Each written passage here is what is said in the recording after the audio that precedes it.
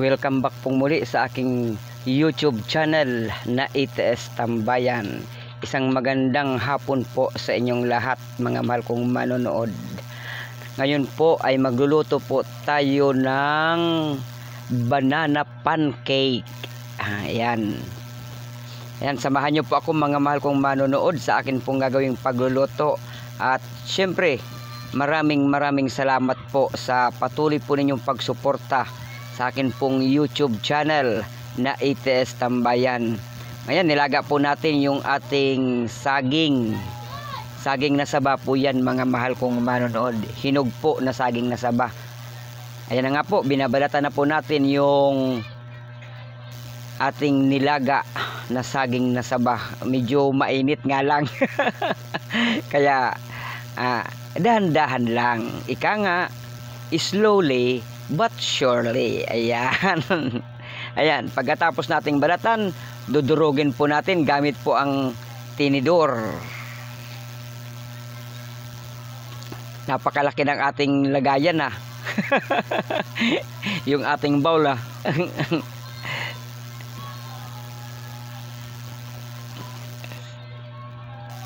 medyo may ano lang magdurog ng ng hinog na saging. Di tulad sa probinsya mga mahal kong manonood, mayroong yung tinatawag na lupakan, yung maggagawa ba, maglulupak ba tayo ng ng saging dito kailangan talaga gamitan mo talaga ng tinidor para madurog siya, kasi kailangan po mga mahal kong manonood na madurog yung saging para magawa nating banana pancake.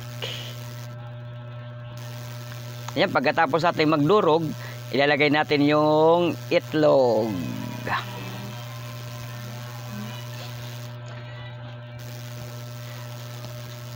Maglagay tayo ng isang pirasong itlog at syempre maglalagay din tayo ng harina.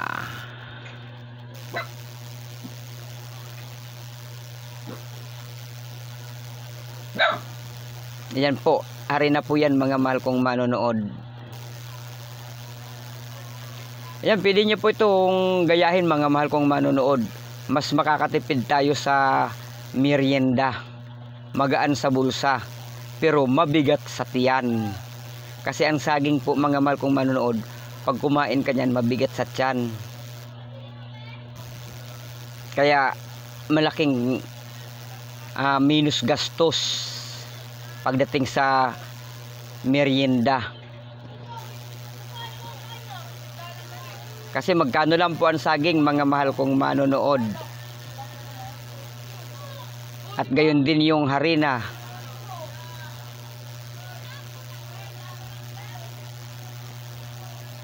Itlog.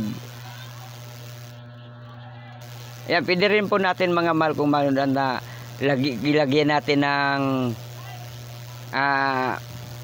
cheese, ika nga. Ayan, nagdagdag pa tayo ng isang itlog.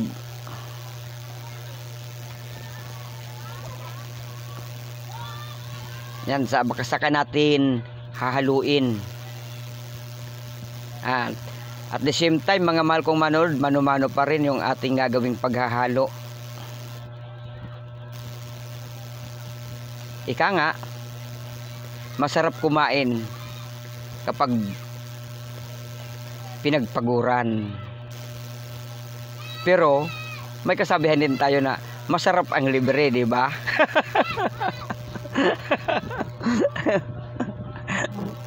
Alin nga ba ang mas masarap mga mahal kong manonood? Yung ikaw ang nagpagod o yung libre na lang? Nakakain ka na lang.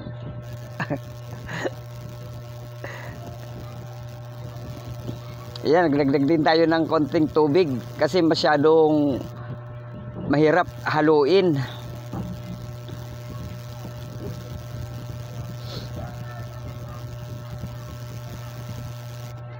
Kasi parang malagkit siya mga mahal kong manonood.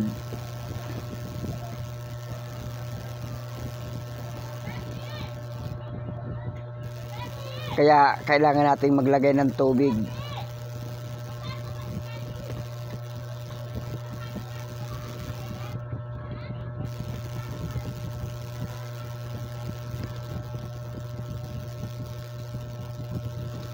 Yan, napaka simple lang po mga mahal kung manonood ng ingredients nito. Pero masarap yan mga mahal kung manonood. Lalo na kung mayroon pang cheese na halo.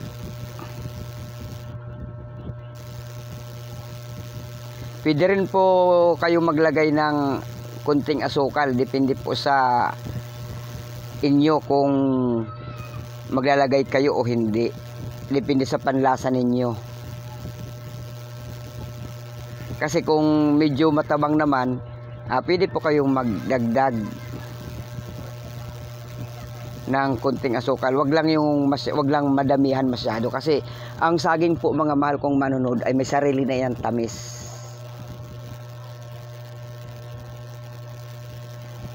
Ayan, medyo nagdagdag kami ng asukal niyan mga mahal kong manonood kasi mas marami yung nailagay na harina. At siyempre naglagay din ako ng konting asin para maging balansyado lang mga mahal kong manonood. Para pag kumain ka, hindi nakakasawa. Hindi ka mauumay kumain.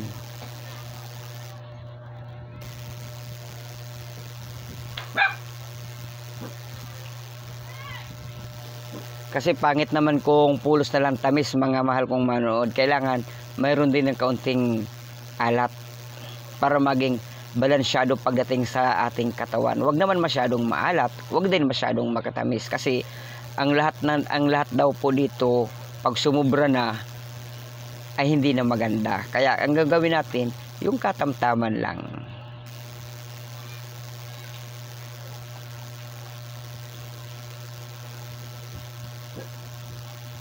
Ayan, ready to cook na yan mga mahal kong manonood.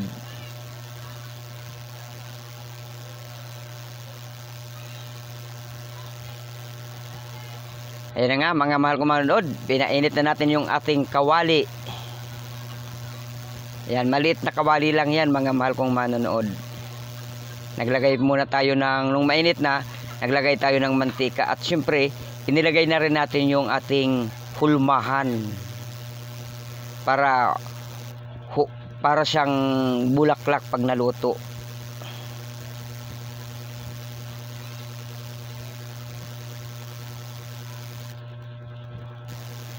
Mayroon bang design ika nga? Kumbaga, mayroong arts.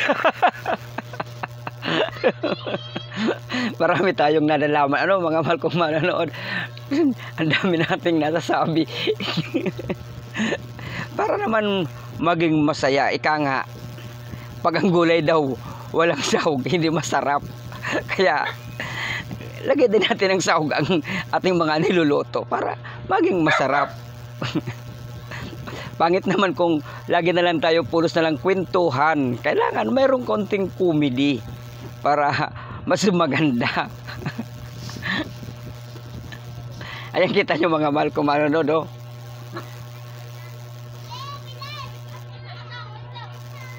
oh. Di ba may siya, may korte siya. Ayan na. Mahirap nang tanggalin sa hulmahan.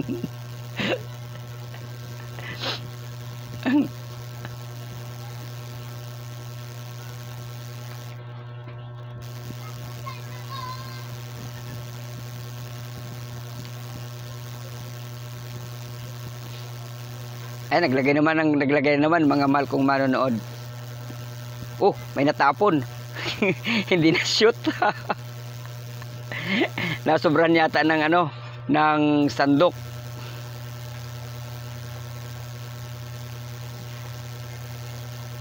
Ayan, makapal siya. Ayan, kailangan lang pala mga mahal kong manonood, pag lagay mo maya-maya at tanggalin na natin yung hulmahan. So, tingnan mo ngayon, maganda siya. Kasi hindi dito tumagal. Kasi pag tumagal na, nadikit na siya sa hulmahan.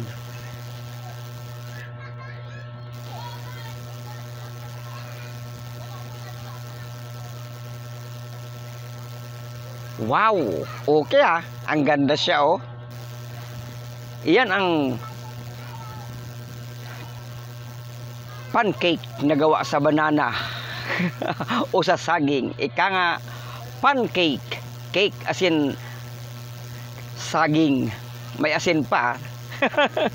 Kasi may asin tayong inilagay na konti. Kaya ang tawag diyan ay saging asin banana. Asin banana. Cake.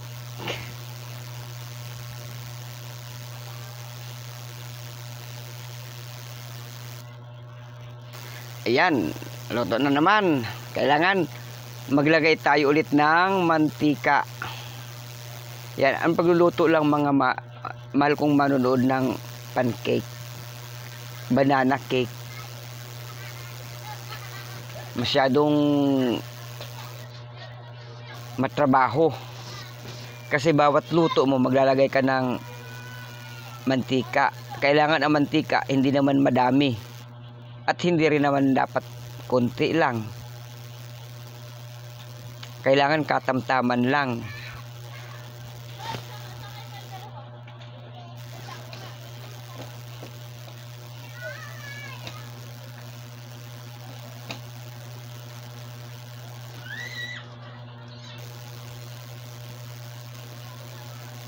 Oh. Okay na, nakuha na yung nakuha na yung mga mahal kong manonood. Yung diskarte. Tamang diskarte ika nga. Kaya medyo na pabilis na, hindi na matagal. Alisin yung hulmahan.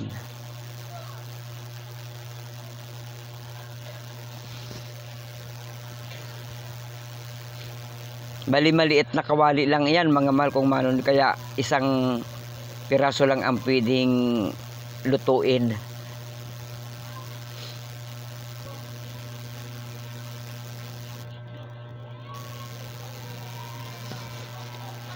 Pwede rin yung mga mahal kong manonood, ang ilagay ninyo ay itlog na pulaw.